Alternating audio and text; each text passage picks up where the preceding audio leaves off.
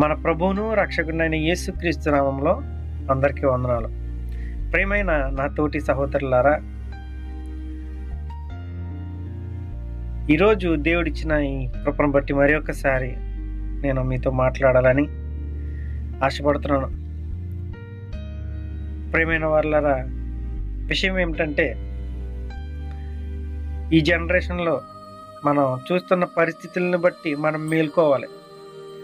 అంటే ఏంటి, అసలు మనం ఎలా బ్రతుకుతున్నాం, ఎలాంటి ఆలోచనలతో బ్రతుకుతున్నాము అనే దాని గురించి నేను మీకు మరి ఒకసారి జ్ఞాపకం చేయాలని ఆశపడుతున్నాను. ఒక విషయాన్ని మీకు తెలియజేస్తాను. ఈ జనరేషన్లో ఇప్పుడు చాలామందిని మనం ఏమని అడుగుతామంటే, ఈ జనరేషన్లో, ఈ కాలంలో కొడుకులు పుడితే మంచిదా లేకపోతే కూతుర్లు పుడితే మంచిదా అని మనం అడిగినప్పుడు వాళ్ళు ఇచ్చే సమాధానం, ఈ రోజుల్లో కూతుర్లు ఉంటేనే మంచిది, కూతుర్లు అయితేనే మంచిది బాబా, మనకి ఒక ముద్ద అన్నం పెడతారు అని ఒక్క ఆలోచన, ఒక డిపెండ్ అయిపోయి బ్రతుకుతూ ఉన్నారు. నేను ఆడవాళ్ళకి విరోధం కాదు, ఎందుకంటే నాకు 2 కుమార్తెలు ఉన్నారు. నేను చెప్పేది జాగ్రత్తగా అర్థం చేసుకోండి. ఇప్పుడు అంటున్న మాట, కూతుర్లు ఉంటేనే మంచిది, కొడుకులు ఎందుకు వ్యర్థము, పనికిరారు.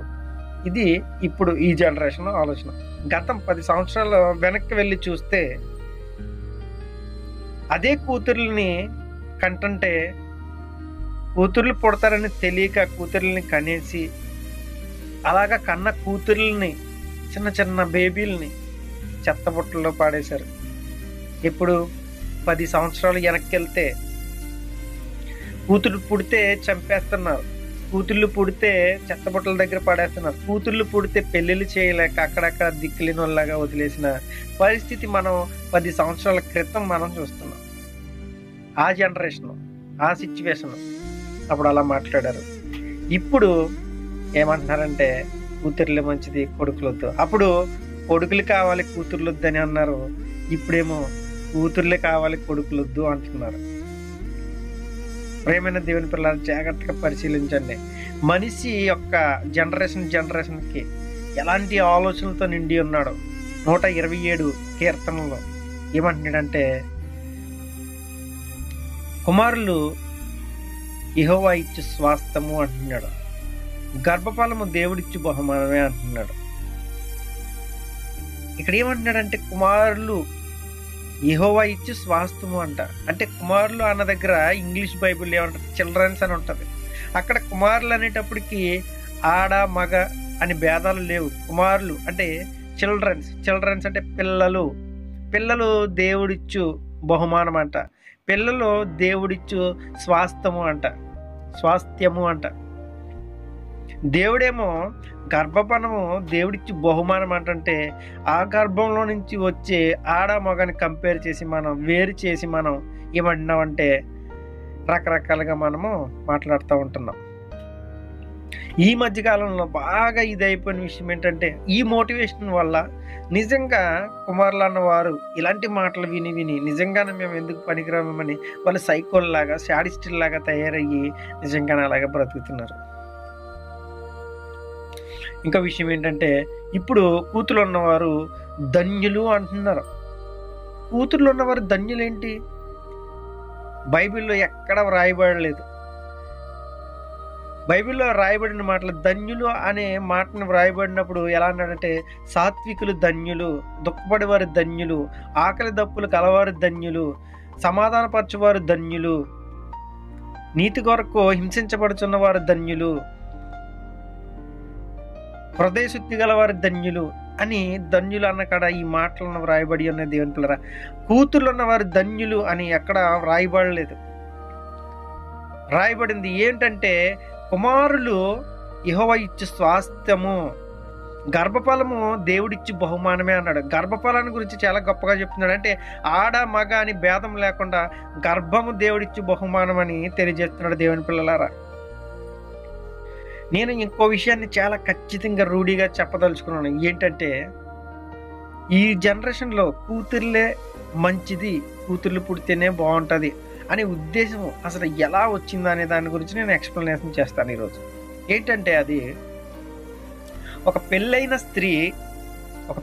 స్త్రీ ఏం చేస్తుందంటే తన భర్తని తనకు అనుకూలంగా మార్చుకుని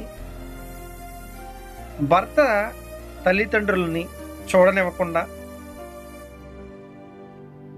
తన తల్లిదండ్రులని చూసే విధంగా ఒకటి క్రియేట్ చేసుకుంటూ ఉంటుంది అనమాట. క్రియేట్ చేసుకుని తన తల్లిదండ్రుల కోసమే ఆలోచిస్తూ ఉంటుంది.